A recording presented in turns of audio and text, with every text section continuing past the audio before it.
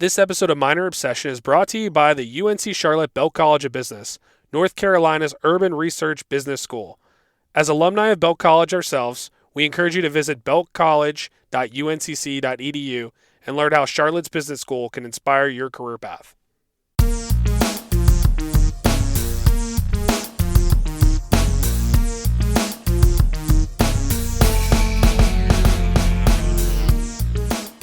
All right, welcome to another edition of Minor Obsession. Scott Lieberman with Sean Noon as always. And we got a really special guest, Coach Ron Sanchez, head coach of our men's basketball team. Coach, welcome to the show.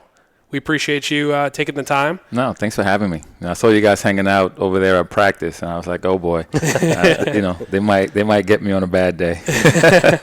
Looked like you didn't make them do too many sprints. They started to make their free throws, so it worked out well. No, it's something that we have to continue to practice, put them in pressure situations, and to their credit, they actually approach it with a pretty level-headed kind of mindset. They cheer for one another. They don't get upset when a guy makes a mistake, but I think it's part of their growth. Yeah, and I like the coaches kind of trash talking while they're out there, get in their head, give them a real life simulation. Yeah, you guys were in there. We didn't do as bad as we usually. We usually do a little more, a little more heckling. But when we have, an audience, we try to behave. We do all the heckling in the Halton Arena for the away team, so we're used to it. We say some pretty mean things to the other team when they're in town. It's funny because coaches leave and they always say, "Man, you guys got the meanest fans ever." I've heard that since I arrived. So please keep it up and encourage others to join you.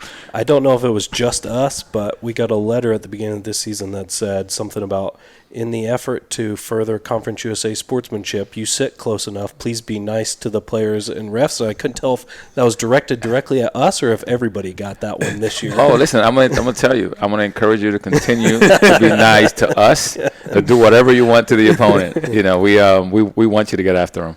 Before we talk about this season, let's talk about Ron Sanchez as the man and how he made it to being the head coach of the Charlotte 49ers. So take us back to, first you were born out of the country and then played your college ball up in New York. So talk about that, how you got into basketball, where it all started for you. For me, growing up in the South Bronx and in New York City, came to the States when I was about 7. So I started elementary school here. It was kind of my positive addiction. The South Bronx in the mid '80s was not the friendliest place, and through community centers and basketball courts was something that I was just kind of this is going to keep me away from doing other things as a teenager, and it's such a blessing. I love this game. This game, I think it can be so kind to you when you respect it and you value it for the right things. And I'm so thankful for the sport, not because of where I am now, but because of all the lessons that it's taught me as a young man. To be a person who values others. To learn how to encourage others when you're struggling. To me that's the real value of sport. And I have a son, and he plays, and my wife played at Indiana. She's a much better basketball player than I ever was, and she's into it. But what I love about the sport is that he's learning how to encourage his teammates. He's learning how to be a good teammate, and I think it's an amazing sport, and I just do. I love the game. I really do. And you had a pretty good career at SUNY Oneonta. I'm not a New Yorker myself, so I always get the different SUNY schools mixed up. Oneonta, there you go. Yeah. But yeah, you had conference honors several of your years playing there. Yeah. Did you go into college knowing that basketball was going to be your life and you were going to coach, or were you still in the mindset of maybe you'd become a player along the way? No, honestly, I think I'm one of those guys that's living his dream, because from the moment I picked up a ball, I just wanted to coach. And I was fortunate to meet my college coach at a basketball camp that I was participating in for Jack Curran, and he really embraced me and kind of helped me grow. I told him what I wanted to do. So every summer I would spend time just working basketball camps and teaching stations, and I traveled everywhere from New England, and then I got a chance to meet, some pros along the way that, it was just fun to kind of be in those moments. I remember when I think I worked at the Brown camp after he had just won the slam dunk contest after putting his kind of arm over his eyes, and and I worked at D. Brown Robert Parrish camp, and I just I would spend a week in a million different places, just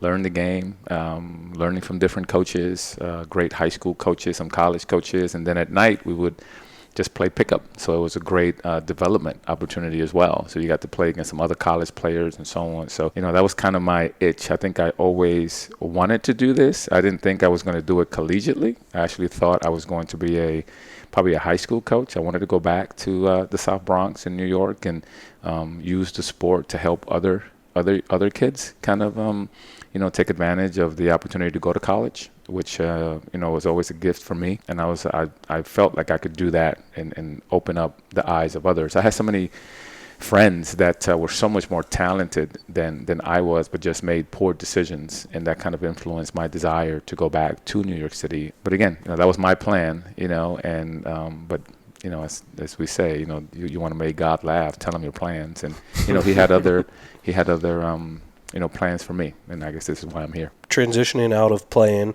moved into coaching almost immediately, assistant at your alma mater, and then kind of worked your way up over to Indiana, where potentially you met your now wife at that time, and ended up with Mike Davis and then Dick Bennett. Yeah. No, actually, I met my wife prior to going to Indiana. Actually, I'll say this publicly. She probably, I went to Indiana because she was there. I had other options to go to grad school, and we actually met at a basketball camp. I was working the Mark Jackson basketball camp in Indianapolis while he was with the Pacers, and I ended up meeting my wife there. And I was living in New York, and she was obviously at IU, and that's why I ended up going to Indiana. And met Mike Davis, who was so kind and generous, with his time and an opportunity for me. And again, just kind of kept walking, faithfully. So how'd you transition from Mike over to Dick and then Tony along the way? Yeah, well, I don't know if you know this. Tony's entire family, they're all coaches. His uncle Jack was a Division III head coach and won national championships, there. Tony's sister, Kathy, was the head women's basketball coach at Indiana. So while my wife was playing, she was playing for Kathy. And I met Kathy, obviously, because I was there. And, I met Dick because of Kathy. And I met Tony because of Kathy and Dick, So it kind of just worked its way around. I never thought I would work for Dick because he was actually retired at the time. So when I ended up meeting him, I was in awe. It's like, oh man, his Hall of Fame coach, has rebuilt so many programs. And I was trying to steal him from Kathy because he was there to watch Kathy practice and give her some insight, just like he's done for us at Virginia and Washington State for so long. And I would just sit next to him, and whenever there was a quiet moment, I would ask him a question or two. And he was so generous, again, with his time to help a 20-something-year-old trying to, figure out, questions to screening and moving. And that's how he and I developed a small connection, very random. So what's the difference between working for him versus working for his son? What was that dynamic like? Well, we all worked together first. When I went to Washington State, Dick came out of retirement. So he retired from Wisconsin after taking them to the Final Four. I think he was out for 2 years, and then he took the job at Washington State, and Tony was one of the assistants, and I was in a administrative kind of operations role there. So we all got a chance to get to know each other. Everybody sees Tony as, Tony the multinational coach of the year guy and so on. When I met Tony, we were playing one-on-one in the gym, just to get a workout in. Our relationship is different. We are more family than colleagues. So and Dick, embraced me as a family member as well. So the dynamic it never really changed. I always showed up to work to try to help Dick build another program. And when Dick retired and Tony came in, I showed up to work to help Tony build the program. So it was never a different mindset. It was just, how can I serve these two head coaches so that they can have as much success as possible at the institution that we're currently at. So when Tony transitioned over to Virginia and you went with him, you took over a program kind of like ours. It was floundering, had its worst record in school history, and really turned it around fairly quickly, and now it's known as one of the powerhouses of the NCAA at this time. What was that like, and was that something that kind of drew you to the Charlotte job too, where you have a school with some history but in a rough patch? Yeah, no, I mean, when we took over at Washington State, that was more like this. When we took over at Virginia, I mean, we had a McDonald's All-American in the roster. We had, Mike Scott, who's, right now, I think in his 9th season in the NBA or 8th season in the NBA. So we had a few pieces that you could work with, genuinely. At Washington State, we really inherited a program that really needed a lot of work. And then, resources-wise, the resources were minimal. And now, you watch Washington State, and I mean, the football's playing in, these bowl games. They have a tremendous, kind of facilities have grown so much. But when we were there, it was a challenging job. The thing about Virginia and the ACC is that, you had all the resources you needed, to recruit. And, you have John Paul Jones Arena, which was voted the best basketball venue in the country. You have a lot to sell. And then you have, an institution of tremendous academic standards. It is up there with Harvards and Stanfords. And, so there's so much more to sell there. But from a basketball standpoint, they had a little drought, but it wasn't as long. I mean, I think they had one NCAA tournament appearance in I don't remember the period of time, but it wasn't that long ago by the time that we had gotten. I think it was like a 4-year or 3-year stretch before we got there. Actually, I think it was a 3-year stretch before we got. So they had been to the NCAA tournament recently, and they had beaten Duke, and they had, so there was a little something there to really sell to recruits. But if you would have told me that we, as a staff, and Tony as a head coach, was going to, because that I don't know if that was a turnaround. I think that was a build up. Sure. What Tony has done there. Away from basketball, because he's won championships and he's had individual success or personal success. But Tony has helped so many young men, in that journey. He's also been a great representative of that institution. I tell people all the time, I said Tony may not be the best head coach in the country, but he's definitely the right coach for this job and this place. He just fit there. And people valued, his core values, and they really appreciated him for all the things that he was doing off the court as well. I think we had a graduation rate of like 99% before these guys just left to go to the NBA early. Anybody who stayed with us for 4 years graduated. I mean, we graduated our athletes. We were, performing well in all the other non-obvious things. So how tough was it to leave Tony after that long time? What drew you to Charlotte and knew that this was the right job to leave for? To be honest, I never really thought about leaving. It was not something that I think you have a lot of assistants that are always thinking, okay, I got to go get a head coaching job. I really enjoyed the environment that I was working in, the assistants to the head coach, to the support staff, to the athletic department, administrators. I mean, we had a great environment.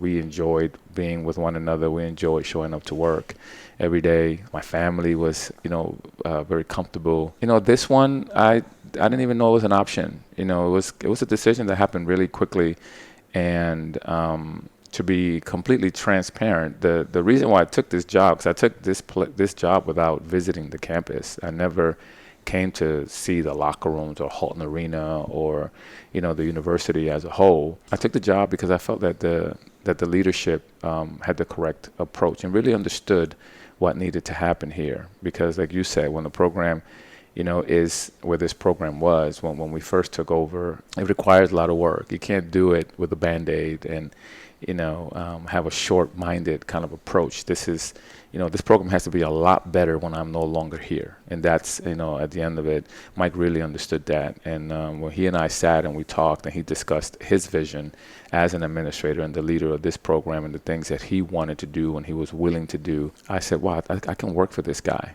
It wasn't the arena that sold me. It wasn't the city. It genuinely was the leadership that said, I can help this AD build this program. That was really what I felt the first time I talked to him. I didn't tell him that. I'd obviously discussed it with my wife, but I felt that, the environment that I came from, the people that I had been under, maybe have prepared me to really do this. And it was uncomfortable. It's a little scary, to be honest with you, when you show up and you're expecting one thing and then is another. It's a true story. So after I took the job, I said yes. They told me, okay, come for your press conference a couple of days later.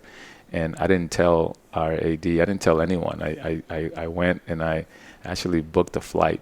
I said, I'm going to be there tomorrow morning. And didn't tell anyone. I just wanted to come and see what it was. I had already said yes, so it was just a matter of, now let's really just kind of get to work. And man, I called somebody when I arrived in the morning, and I told them I was 5 minutes away, and then I needed someone to walk me around and really show me what was going on. I wanted to see it in its truest form. I didn't want it to get dressed up or fixed up. I just wanted to really see it.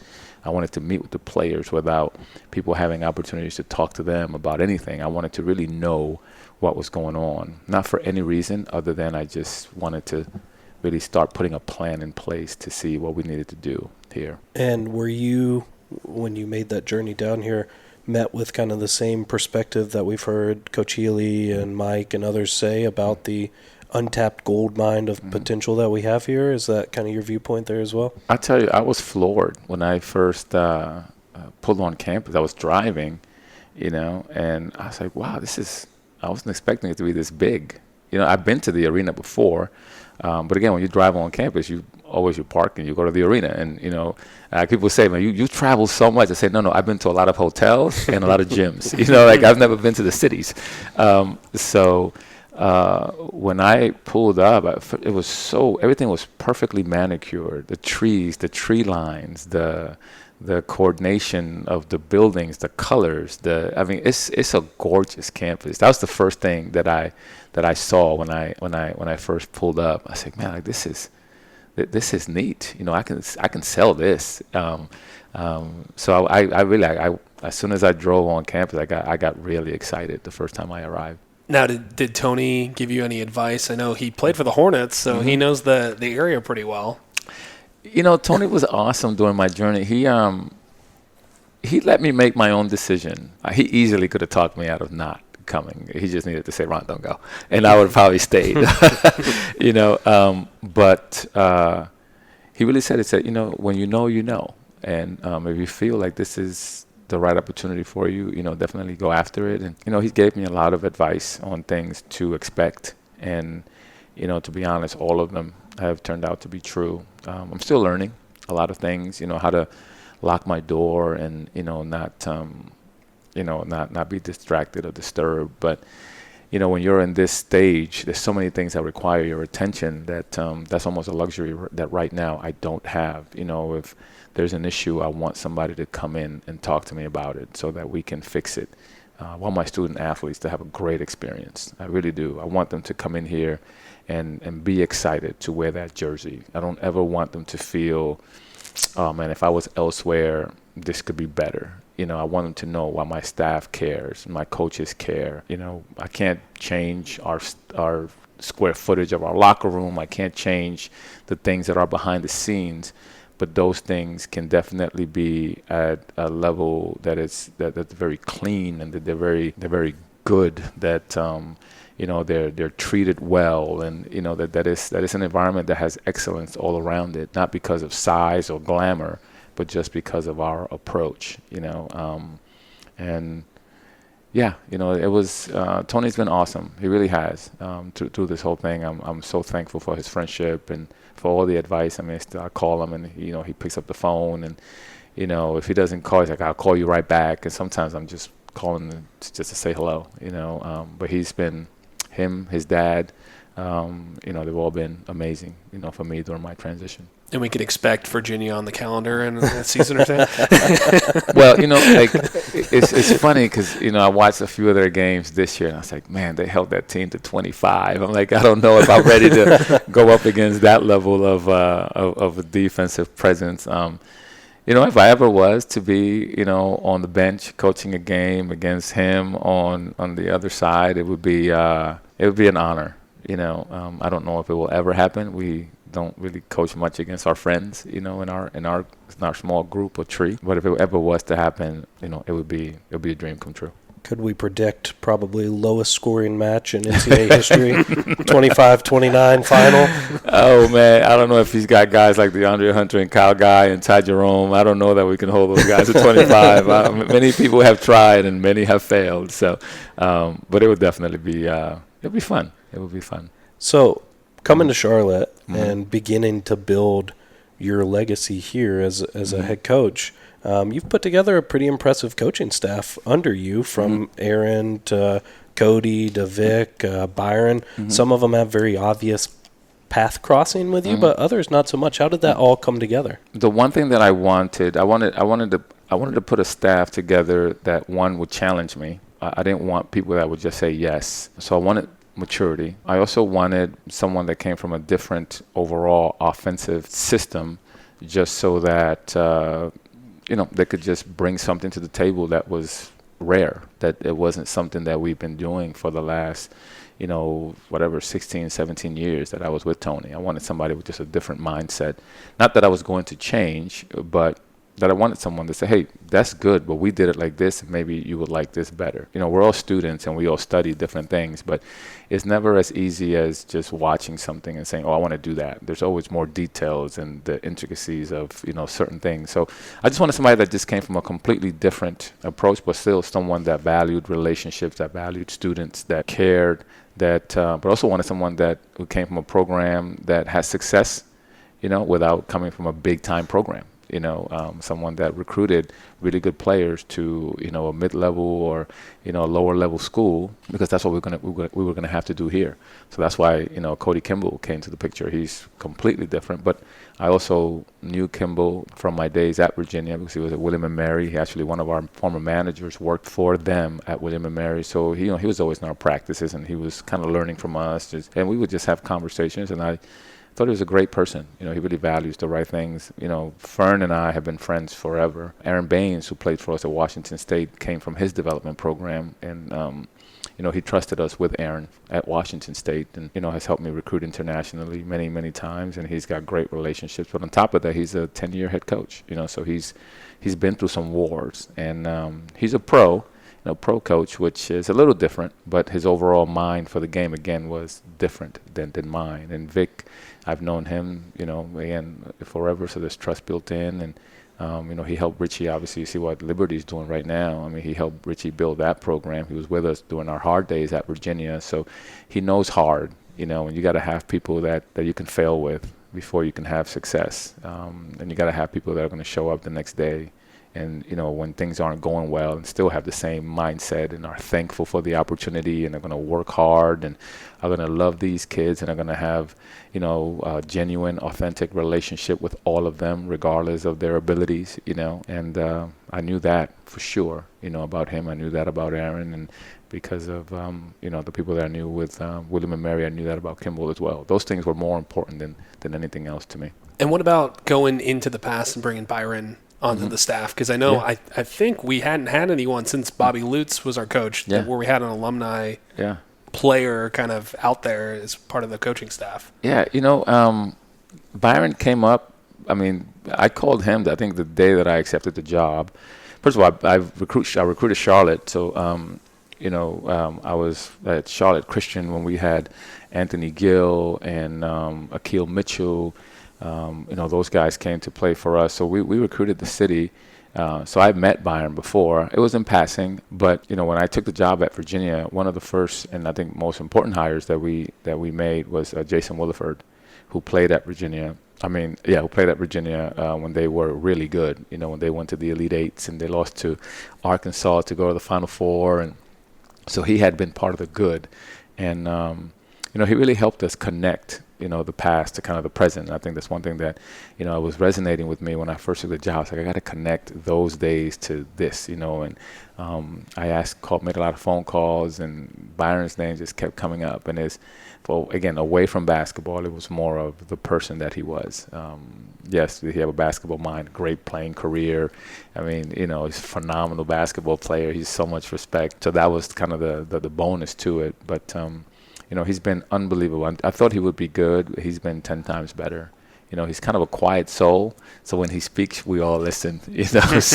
But he's been great. I'm so glad and genuinely thankful that he decided to join us. Because again, he was comfortable also in his high school job, and this is different because he's not really on the floor doing much, but he's doing a lot of good just behind the scenes with our players. So speaking of players, we're halfway through season 2 of the Sanchez era, and as we mentioned earlier, came into a pretty tough spot in our history. What's your sales pitch been? Because we do have some pretty good recruits under you already. What's that sales pitch been like to get those players interested in coming here and helping build us back? I sell our past. I really do. I sell the job that Coach Lutz did while he was here. I sell, the job that Lee Rose did while he was here. I sell Byron's era.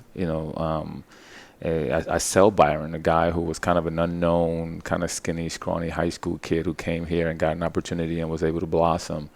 But more importantly, I sell the institution, I sell the city, I sell the opportunities that this place really can provide for you. The city of Charlotte is amazing. I mean, we have great business school here. There's so many great things to sell. So as much as I'm selling basketball, I'm also selling their future. I think it's Harvard that says this isn't a 4-year decision. This is a 40-year decision. So when we recruit these kids, this is good for you now basketball-wise, but we also want this to be good long after you've graduated and you've gone into your professional career. Once you're done with basketball, like what else? And how can this institution, this city, this staff assist you in your transition to the real world? And our job, as much as it is to produce really good players, is also to produce productive members of our society. And that has been, really what we have sold to these young men. One of my biggest priorities is to graduate kids. I want, kids to come here and not only enjoy their basketball experience, but, leave here prepared. And I think that is something that resonates with parents. I think it's something that resonates with athletes, especially the ones that are realistic and understand that, basketball is not going to be forever. I tell them all the time, you're going to be a regular person a lot longer than you're going to be an athlete. So let's make sure that we prepare you for that. And, gotten some guys to commit to a vision of where we want to take the program. And, it's been fun. It really has. It's been enjoyable to sell, this place. And then when they come, I'll be honest, they're all impressed by the city. They're impressed by the institution. Our faculty here do a great job when they meet with our students. Our administration, phenomenal. Mike Hill will meet with any recruit. Will Healy will meet with a recruit if we need him to. We really do support one another here. We have a great environment from a coaching standpoint, and really just holding each other's hands and assisting each other in any way that we can. So going back to that, curious about your relationship. Obviously, you talked a little bit about Mike and how he kind of sold you on the vision. And I know when we talked to him, he had glowing things to say about you. And I guess you made his short list and he met you at a basketball camp before he ever hired for this position. Yeah. So I'm curious about that relationship. And then with Healy, we've seen a lot of like odd couple. You guys have a very interesting dynamic that we enjoy a lot. We'd love to get you both on here at some point. I don't know if there's enough airtime to get I met Mike at a future head coaches kind of convention, and it was a speed date, so we kind of just sat and talked for a few minutes. It wasn't again, I didn't say, that's going to be my future boss. So I don't remember what I said. I must have said something that stuck with him for him to call me, years later to see this. And I expected Mike to be one person. And again, I tell guys I'm the luckiest coach in the country to have Mike Hill as a boss. He just gets it. And as far as Will and I. We're pretty much the same, to be honest. We have very similar visions. We both are willing to do whatever it takes, to make sure that our athletes, have a great experience. We want our fans to know how much we appreciate them. We want our administrators to know how much we appreciate them as well. We both like to have fun in our facilities with our players, I just keep my shirt on, and I don't put a strobe light in the locker room. Other than that, Will and I are very much the same. I really do. I enjoy spending time with him when we sit down and have genuine conversations. We talk about real life stuff, about the job, and when we get on the golf course, we talk a little trash. Who's better? Golf course. I'm gonna say that he's definitely better than I am. And I think I'm gonna blame it on the recruiting calendar. Basketball's recruiting calendar and season is a little different than football. They get this nice stretch, where I'm sure he can go and work on his swing and, while we're out traveling recruiting. So I think he gets a little more time than I do. That's going to be my excuse. Excuse. When we talked to Will, he said if he looked like you, he would walk around with his shirt off all the time.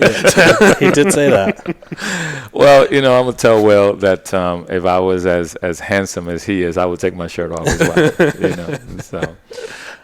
So getting back to the basketball team for a minute, the product that you're putting on the floor is so the two of us have followed the team for a long time, big fans, care enough to start a podcast about the school, and the difference in the intensity and most importantly the discipline is just very noticeable. On defense, the discipline's there, and then on offense, the ability to create shots is something that we haven't seen in years.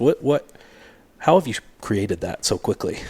I don't say this with any disrespect to anybody that has been here prior to my arrival. I'm sure that every coach that was here has worked really hard to try to produce something similar. I don't know what happened here before. It's not as if I was sitting down watching Charlotte basketball and said, oh, they're not doing this, I'm going to come in and fix that. And I really am. Whatever I'm doing here, and is a lot because of our staff and how knowledgeable they are. A lot of it is coming from, this is all that I know. I don't know anything different, to be honest with you. I come from a basketball tree that is very disciplined, that's kind of old school in a way. We don't overcomplicate things. We try to be very, very simple, to be honest, simple-minded in our approach. We look at basketball in very small quadrants. How do we eliminate losing? It's really our approach. It's not how do we win games. It's more of before you can get to that point, before you can be competitive, before you can win, you have to become competitive. And before you can become competitive, you got to have discipline. First you got to have discipline, and then you can give your players more freedom. And that's really hard for young people to understand, because they want to come in and they want to do their own thing. I tell them all the time, I say, we as a staff cannot conform to 13 of you. It's just not going to work out. You have to conform to us as a staff, because I can't do 13 different things to please all of you. You have to do it our way. And the only thing that we ask them to do, to be honest, is to be sure-handed players, not to turn the ball over. We want them to be disciplined in the defensive stance for 30 seconds. We want them to take really good shots, room and rhythm, predictable shots, so that no one is surprised. We want to get back in transition and not let teams get easy baskets. And we really don't. We don't overcomplicate it for them. We don't have a language that is, you can come in and you sit there one practice and you'll figure out exactly what we're doing. It's not overly complex. They will grow, and hopefully it'll get better and better. But the reason I think it'll get better and better is because of its simplicity, and the execution will just get better. So how we have instilled that, man, I don't think that we have yet, to be honest with you. But thank you for saying that. 'Cause everybody needs a little encouragement here and there, but I think that we are walking in that direction, and it's nice to see their growth. We still are making mistakes, but I think it's a group of kids that I think they want to win. I think they want to succeed. And to answer your question in a shorter version is, you got to bring players in, again, I said, that you can struggle with, that you can lose with, so then you can continue to build. And then you got to get kids that come from winning cultures. Jameer Young comes from DeMatha High School. It's a great high school program. We got in a couple of grad transfers. Drew came from Providence. Ed Cooley is doing a phenomenal job there. So he's seen what success looks like. Shep came from Oklahoma. He's played with Trae Young. So they've seen what excellence is. So when you got players that come in with that type of approach, it's already kind of ingrained in them. So you don't have to break as many habits. They all come to college with bad habits, and you try to remove those habits. And for us we got to be really patient with them, because some of them have been doing things a certain way for so long, Example, Bryce Williams is a freshman. He's been doing something for 4 years at his high school, and I'm expecting him to change it in 4 months. It's probably not going to be.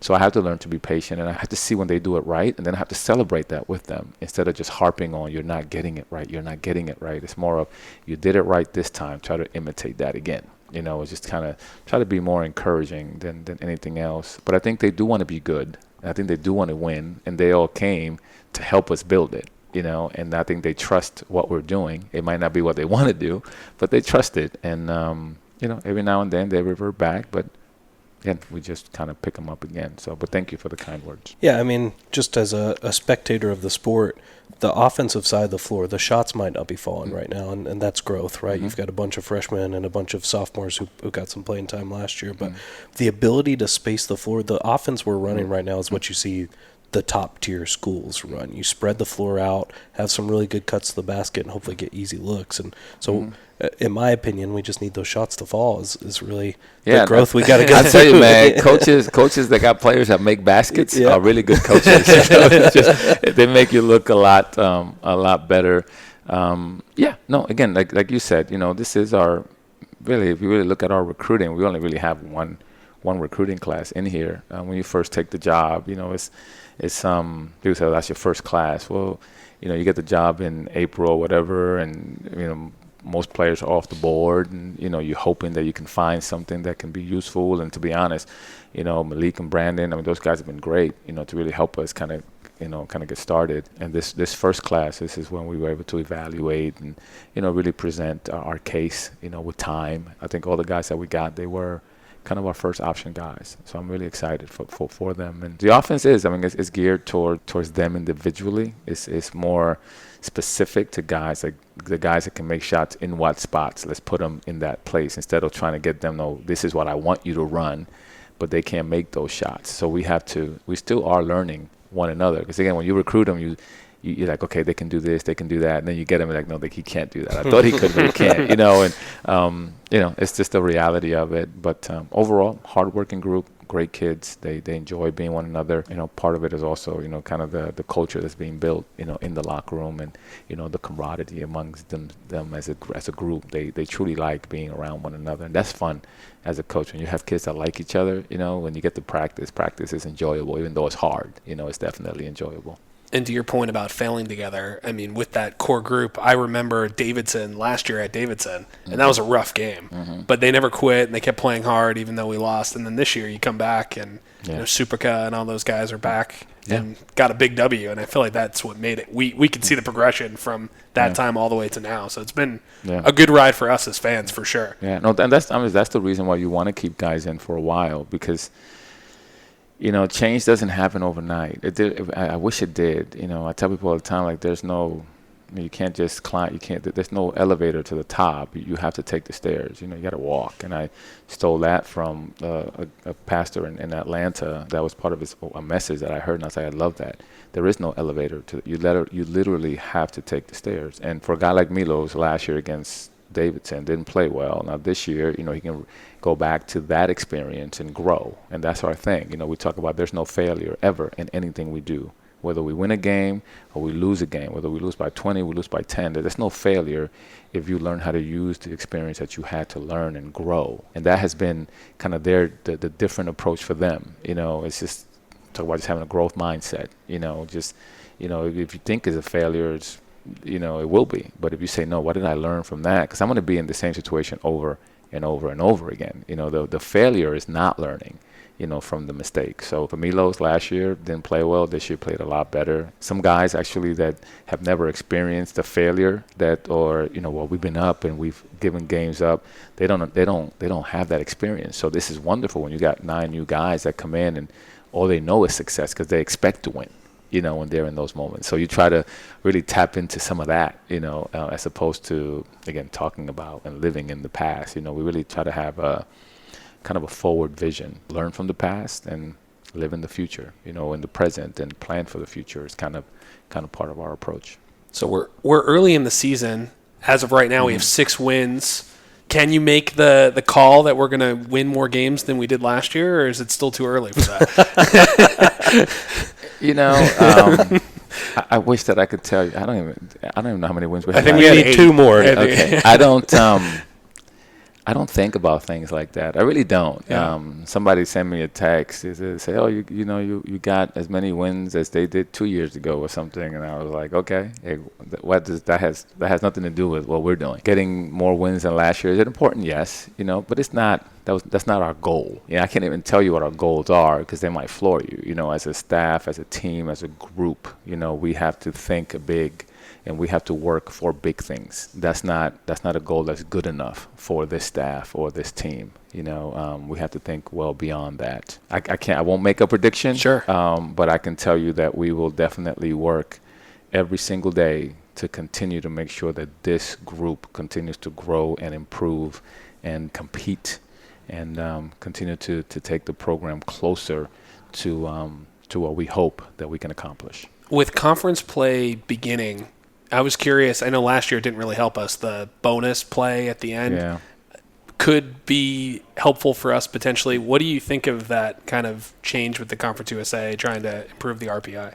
I think it's one of those things that you have to experiment with because it might work. I remember a couple of years ago when Middle Tennessee didn't get a bid, and I think they should have. They were a top 25 team, I think, going into the last week of the regular season, and they lost in the conference tournament. And it's unfortunate. So I credit Conference USA and the commissioner for trying to find a remedy to help those teams. I really do. I think it was an outside-the-box kind of approach. Will it help us? I'm not sure. If you put my feet to the fire, I would say I don't think it will. Because I think it's all about numbers now and, how teams are scheduling and what is your strength of schedule. And that's how you improve your conference overall power. And I'm not sure that our conference is scheduling, that way right now to help, that cause. So I'm really not certain. And again, another thing that I literally spend zero energy thinking about. Again, I applaud the administration for trying to find a solution. But I think a lot of it has to do with all of us as members of this conference to continue to improve the conference via recruiting, via scheduling, and I think if every institution does their part, I think we can elevate it. And a lot of new coaches in this conference, and I think all of them have the same vision, and I think we're all kind of partnering together to try to make that happen. It is a difficult world to live in, being in a conference like this, a mid-major. You've got to kind of claw your way into the tournament with a conference tournament win. But that also leaves the door open to all 10 to 11 teams that are in the tournament, and our season's been a tale of close losses and close victories so far. The defense has kind of helped us stay in every single game we've been in. So, what's your perspective on moving into Conference USA play and then into the tournament later this year? Yeah, the thing about our conference is, and I don't know if many people really understand how challenging it is to prepare for 2 games because there's so many different styles of play. Play against a team on a Thursday that is a trapping, pressing team, and man, you better spend your time working on that, so make sure that you can attack that. And then you got Friday and then Saturday. Now you got the next team, and that team is a zoning, now you got to work on your zone offense and make sure that you have your zone sets. And, so it's, you really have to plan really well. You have to almost over prepare from the beginning of the year for all the things that you might see so that you're never in a position where like, oh, this is the first time that we're working on this. So that's why I think sometimes, your teams don't move along as quickly as you would like because there is a lot to prepare for. I mean, we play a completely different brand of basketball than say 6-7 teams in our league, so think about playing 2 different teams that way. It does make a difference, and it's challenging as a player, because you really have to reset the button. You finish a game on Thursday, reset the button immediately because the film the next morning is not going to be about the previous opponent. You go into the next opponent, and then you have if you're lucky, a 45-minute kind of practice, because if you can't practice that hard on Friday, because if not, you're playing a game Thursday, Friday, and Saturday, and sometimes you have to be really smart with managing their bodies, and some teams are deeper than others, and so that's really the biggest challenge in our conference is you don't have 2 or 3 days rest to prepare for the next opponent, and, get your guys fresh and ready, and some travel is hard. You go from San Antonio to UTEP. guys from from Western to Marshall. I haven't been there yet, but that's, it's not like you're just jumping on a bus and driving up the road an hour and you're playing. I mean, sometimes you got to jump on a plane, you got to fly, you have to, there's a lot to it. As a coach, I think it's great. I've learned so much, just not about the game, but about just the management of people during this time. But it does leave the door open because, whoever doesn't show up on that Saturday, you can definitely, you can steal one if it's a team that you're not supposed to beat or that is more talented than you. I mean, you got to show up. And the teams, I will say, our league is pretty good. I mean, everybody's really improving their rosters. So I know we kept you here for a while. Just curious, What's your best moment as a Niner thus far in your short tenure? Oh, man, let me see. Okay, truth. I loved being on the field in the rain with a poncho, watching our team work really hard against Marshall to become, eligible for that bowl. That was awesome for me as a member of this community and as a staff, just to be there, again, in the rain, cheering those guys on for something that, we were all hoping that our football team could do. That was really enjoyable. And the second one, to be honest, Jalen Haslam just graduated, and he wasn't going to come back to school for half a year. He was, and we convinced him to stay, and to kind of celebrate with him just between us in on the practice court after he got a 4.0 for a semester. I'm not supposed to say that if that's legal or not, but I'm sure he won't mind that he did so well and he got his degree, and we were able to celebrate with him for a bit. That was really enjoyable for me, So as a Niner, those two probably right now. That's are awesome. The two most enjoyable. Because a lot of when we ask other people that, a lot of them say that Oklahoma State game. Yeah, a lot of football players say that. Yeah. I wish that I could tell you that some of my, those moments are really great in the moment, from a sense of euphoria and so on. But, they really don't compare to the things that you get to enjoy with the people that you work with every single day, that are going to last forever. Some of those things are forgotten at the next game, and I really am trying to live my life, not allowing basketball to be my high, or my low. Really want to be kind of just even and enjoy, what's going on and just learn and grow, but to enjoy the people. I think for us, just being around great people, I think that's the people you do life with and enjoying the successes that they have in their lives. I think that's it's a little more enjoyable for me than a game. So I like winning. Don't get me wrong. Totally. But those are nice experiences. Yes. So one other random question for you. Yeah. Joe Harris won the 3-point contest, practiced here, former player for you in Virginia. Yeah. He said he was going to give the trophy to the school. Yeah. Is it here? No, he did. Did he actually. Really? No, it's he sent it. I told him not to. I said, Joe, this has to go to Lake Chelan. He's from Washington. And he said, be quiet, send me your address. I'm sending you the trophy. And the trophy was here. And I called him when I received it, and I said, let's make a deal. I will keep the trophy for, say, 3 months, and then I'm packing it and I'm sending it to your mom. Is that a deal? And he said, yes. So we kept it for about 3 months, and then I packed it, and I sent it back to him. And then he sent me an autograph All-Star Weekend basketball along with a jersey for me to hang in the office instead. And so I want to talk about an amazing human being. That he's one of the best people that I know. But yeah, that was, that's a moment. That was fun for me to be here in Charlotte, and while one of your former guys is participating in All-Star Weekend, we had two because we had Clay as well.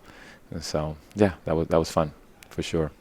Those are great lessons to live our life by, and also a perfect way to end the podcast. I think your approach to life and basketball shows through the team already, so really excited to see what the rest of this season brings and then beyond that for you. Yeah, me too. I'm honestly, I'm so thankful to be here. It's been the best decision, professional decision that I've made, thus far.